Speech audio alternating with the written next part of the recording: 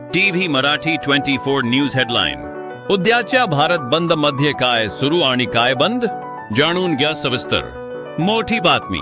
उद्या म्हणजेच 9 जुलैला देशभर भारत बंदची हाक देण्यात आली आहे. 35 कोटींपेक्षा अधिक कर्मचारी सरकारच्या कामगार विरोधी, शेतकरी विरोधी आणि कॉर्पोरेट समर्थक धोरणांच्या विरोधात रस्त्यावर उतरतील. चला तर मग जाणून घेऊया उद्याच्या भारत बंद दरम्यान काय सुरू आणि काय बंद राहणार आहे.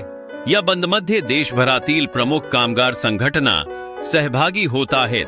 AITUC, HMS, CITU, NTUC, INUTUC, TUCC, सेवा, AICCTU, LPF आणि UTUC यासारख्या संघटनांच्या बंदाला पाठिंबा आहे. याशिवाय संयुक्त किसान मोर्चा आणि कृषी कामगार आघाडी या शेतकरी संघटनाही या आंदोलनात सहभागी होणार आहेत. मात्र भारतीय मजदूर संघाने या बंदपासून तटस्थता राखली आहे. कर्मचाऱ्यांच्या मुख्य मागण्या पुढीलप्रमाणे आहेत.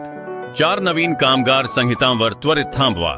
संघटना स्थापनेचा आणि संप करण्याचा अधिकार द्या. 50 वर्षांखालील तरुणांसाठी रोजगाराच्या संधी वाढवा.